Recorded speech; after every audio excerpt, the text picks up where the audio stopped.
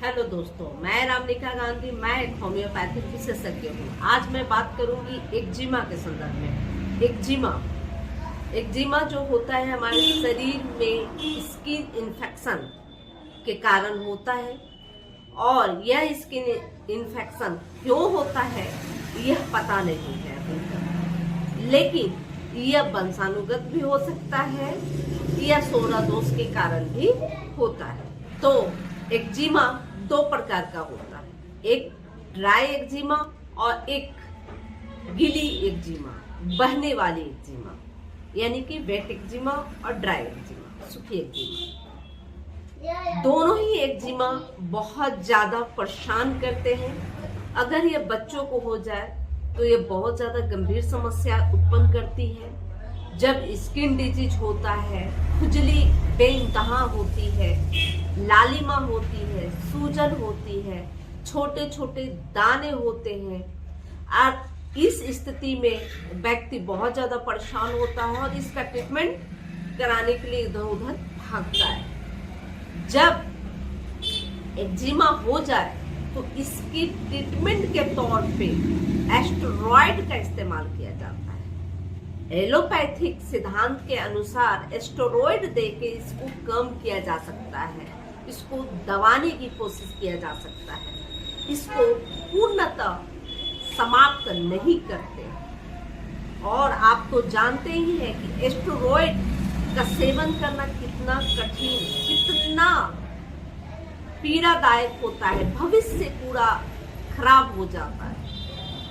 एक बीमारी को ठीक करने के लिए जब हम स्टेरॉयड लेते हैं तो शरीर कई कई बीमारियों से ग्रसित होने लगता है, लगातार बीमार हम पड़ते रहते हैं। इंसान एक्जिमा को ठीक करने के लिए जब स्टेरॉयड का सेवन करता है तो अन्य कई बीमारियों से परेशान होना शुरू हो जाता है। और जैसा कि मैं बताई कि अगर बच्चों को हो जाए तो बच्चों को जब स्टेरॉयड दिया जाता है तो उसके पूरे जीवन किसी न किसी बीमारी से वह अक्सर प्रभावित होता रहता है। तो एक्जिमा के लिए, स्किन डिजीज के लिए होम्योपैथिक पत्ती बहुत ही बेहतरीन है।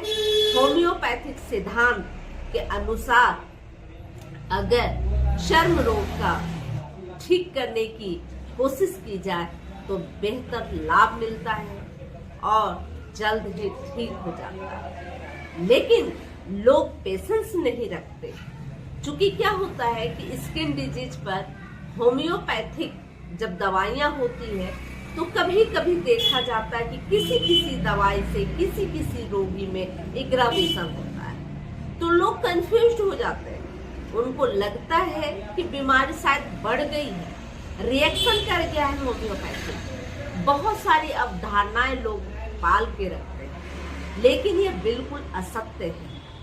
क्योंकि होम्योपैथिक दवाई अगर एग्रावेशन किसी भी स्किन डिजीज में करे तो समझ लेनी चाहिए कि वो दवाई उनके लिए बनी है, वह दवाई उनको ही फायदा देगी।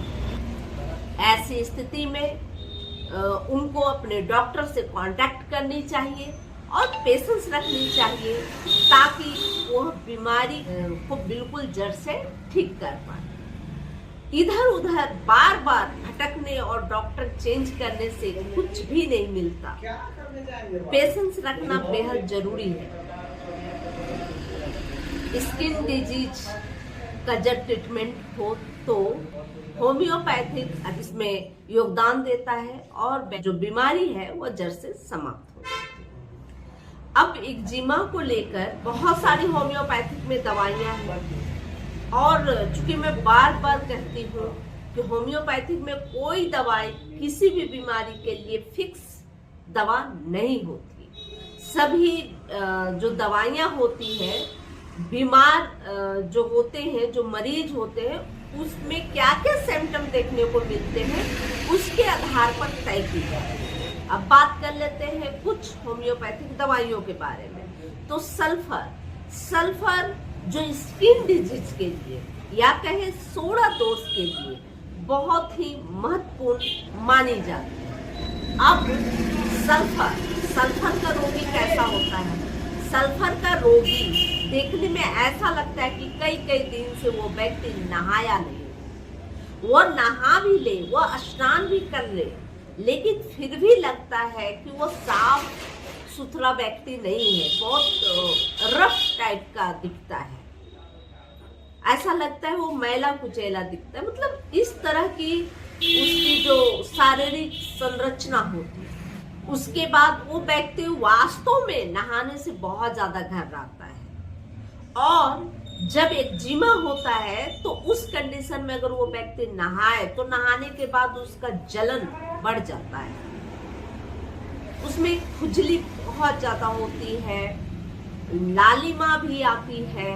और जो सल्फर के मरीज होते हैं वह मीठा ज्यादा पसंद करते हैं खाने को। और सल्फर में क्या देखा जाता है कि ऐसे जो रोगी होते हैं स्थिर से कहीं खड़े नहीं हो पाते, किसी भी किसी भी ओट के सहारे खड़ा होना चाहते हैं। जैसे कि अगर दीवार के आसपास खड़े हैं तो दीवार का सहारा लेते हैं, टेबल का सहारा लेते हैं, मतलब किसी का सहारा लेकर वो व्यक्ति खड़ा रहता है। तो ऐसे अगर मरीज हैं और उनमें इस तरह की समस्या है तो सल्फर देनी चाहिए। सल्फर को बहुत ज्यादा, अगर आप किसी डॉक्टर के सलाह पर अगर दवा नहीं ले रहे, अगर आप स्वयं ले रहे हैं तो सल्फर 200 की साप्ताहिक एक डोज ही लेनी चाहिए और पेशेंस रखना चाहिए कि धीरे धीरे समस्या वो दूर होगा। और हर सप्ताह को याद करके एक बार सल्फर 200 लेनी चाहिए। इसके अलावा गैरफाइटिस बहुत अच्छी दवा है, लेकिन गैरफाइटिस का जो रोगी होता है उसकी जो एक्जिमा होती है वह बहने वाली एक्जिमा होती है, उसमें शहद के तरह का एक तरल डिस्चार्ज होता है और इस डिस्चार्ज के बाद उसमें बहुत ज्यादा खुजली रहती है, खुजलाने के बाद चिपचिपा सा स्टिकी सा डिस्चार्ज होता रहता है, वेट एक्जिमा होता है। और इसके जो रोगी होते हैं बहुत सुंदर होते हैं, मोटे थुलथुले होते हैं और कब्ज के मरीज होते हैं। ऐसे लोगों में गैरफाइटिस बहुत अच्छा काम करता है और ऐसे महिलाओं में यह बहुत ज्यादा अच्छा काम करता है। जिन्हें कब्ज की शिकायत है, जिनके जो स्टूल है बहुत हार्ड होते हैं, लंबे लंबे लाइन के रूप में बहुत हार्ड, और उनके जो स्टूल है वो शुरुआत के जब हार्ड वाला जो पोर्शन आता है उसमें बहुत कालापन देखा जाता है। अगर ऐसे रोगी हैं तो गैरफाइटिस 100% आपको फायदा करेगी। दूसरा क्या है कि नाइट्राम्यूर ऐसे एक्जिमा को ठीक करता है जो एक्जिमा बालों वाले स्थान में हो, यानी कि जहां पर बाल है वहां पे एक्जिमा का प्रकोप बहुत ज्यादा है, और जिस जगह में बाल नहीं है, केस नहीं है, वहां एक्जिमा नहीं होता। और ऐसे जो रोगी होते हैं उनके गले जो होते हैं लंबे थोड़ा होते हैं और नमक खाने के शौकीन होते हैं। अगर इस तरह की कंडीशन मिलती है तो उनकी जो दवा है वह नाइट्राम्यूर है, और इसे भी रोज प्रतिदिन नहीं लेनी है।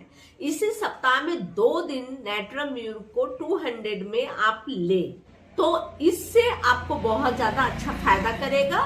यह नाइट्राम्यूर लेने का रात में ले तो बेहद अच्छा है, यानी कि जैसे संडे को आप ले रहे हैं तो फिर अगला वेडनेसडे को ले, तो यह 2-2 बूंद रात में आप ले 200 पोटेंसी में, और पेशेंस रखें, इंतजार करें समस्या को ठीक होने के लिए। इसके बाद तीसरी दवा है सोराइनम का जो रोगी होता है उनको किसी तरह का सिम्टम ज्यादा नहीं दिखता, लेकिन बेइंतहा खुजली, बहुत ज्यादा खुजली होते हैं। इनके जो रोगी होते हैं इसमें छिछरेदार खुदरेदार स्किन हो जाता है।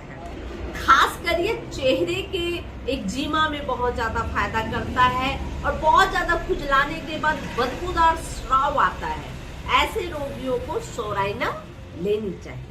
बहुत सारे एक्जिमा में, जैसे पैर में एक्जिमा होता है, कहीं भी एक्जिमा है, उस एक्जिमा में दरारें फट जाती हो, वहां का जो स्किन है बहुत सख्त हो जाए, मोटी हो जाए और बीच बीच में दरारें फटी फटी हो, और ऐसे मरीज उन्हें कब्ज की शिकायत रहती हो, तो ऐसी स्थिति में एलुमिना बेहद अच्छी दवा है।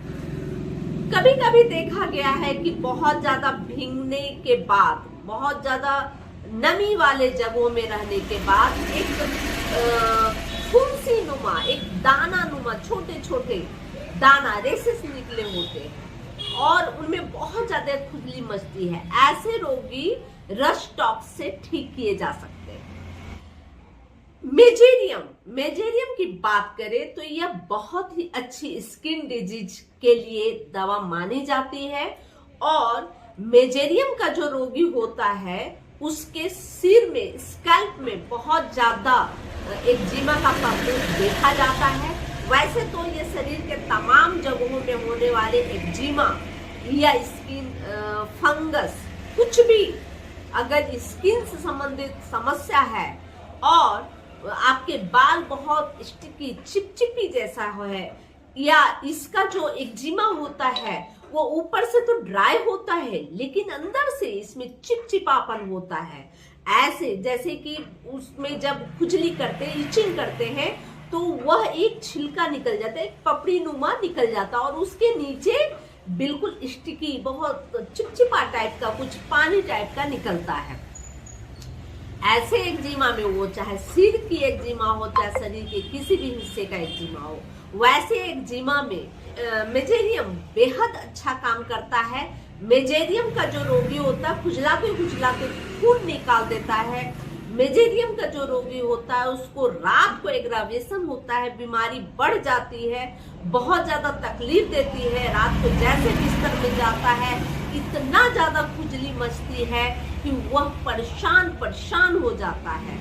ऐसी स्थिति में मेजेरियम उसकी बेहद अच्छी दवा है। मेजेरियम स्किन डिजीज के लिए बहुत ही चमत्कारिक औषधि के रूप में जाना जाता है। जब रोगी को खुश्क ठंडी हवा लगे, बहुत ज्यादा ठंडी हवा लगे और उसके बाद एक पीप नुमा, मतलब हर दाने में पीलापन लिए हुए अगर एक्जिमा हो जाए, जब खुश्क ठंडी लगे और एक्जिमा हो जाए, ठंडी खुश्क लगती है लेकिन एक्जिमा तरनुमा यानी कि पसनुमा हो, तो वैसी स्थिति में हीपर सल्फर लेनी चाहिए। ऐसी स्थिति में हीपर सल्फर 30 पोटेंसी में लेनी चाहिए। एक और समस्या है कि कभी कभी देखा जाता है कि जो एक्जिमा पेशेंट है वह बिल्कुल ठीक रहता है, सभी मौसम में ठीक रहता है, लेकिन जब ठंडी का मौसम आता है, जैसे ही ठंडी लगनी शुरू होती है, एक्जिमा उसका एग्रावेशन करता है, उसमें बहुत ज्यादा खुजली मचती है, बहुत ज्यादा तकलीफ देखी जाती है। इस खास सिम्टम पे सिर्फ ठंडी के वक्त अगर एग्रावेशन हो या एक्जिमा उभर कर आ जाए, तो ऐसी स्थिति में पेट्रोलियम उसकी खास दवाई है। ऐसी स्थिति में पेट्रोलियम 30 पोटेंसी में सुबह दोपहर शाम 2-2 बूंद लेनी चाहिए। चूंकि जब भी इस तरह के स्किन डिजीज हो तो आप किसी अच्छे होम्योपैथिक चिकित्सक से जरूर मिले, क्योंकि आपके चिकित्सक ही आपको तय करके देंगे कि आपको कौन सी होम्योपैथी दवा आपकी समस्या के लिए फायदेमंद है, वह आपको ठीक करेगी और जो शारीरिक समस्या है वह दूर करेगी। इसलिए आप एक अच्छे चिकित्सक, जो होम्योपैथिक चिकित्सक हैं, आपके क्षेत्र के आसपास रहते हैं, उनसे जरूर संपर्क करें। और अगर ऐसे चिकित्सक का आपको किसी तरह की जानकारी नहीं है तो मुझसे भी आप कांटेक्ट कर सकते हैं। मैं ऑनलाइन भी आपको दवाइयाँ दे सकती हूँ। ऐसा हो कि आप मेरे क्लिनिक आ सकते हैं तो मुझसे क्लिनिक पर भी मिल सकते हैं। यह जानकारी अच्छी लगी तो लाइक करें, कमेंट जरूर करें। कमेंट करेंगे तो मुझे और भी आपको हेल्थ से जुड़ी बहुत तरह की बीमारियां हैं उसे बताने का प्रोत्साहन मुझे मिलेगा, इसलिए कमेंट करना न भूलें और आप सब्सक्राइब जरूर करें। सब्सक्राइब अगर आपने नहीं किया है अभी तक तो जरूर करें, बेल आइकन जरूर दबाएं। यह जानकारी अच्छी लगी तो आप मुझसे जानकारी के संदर्भ में और भी कुछ जानकारियां चाहिए तो वो भी पूछ सकते हैं। जय हिंद, जय भारत, धन्यवाद।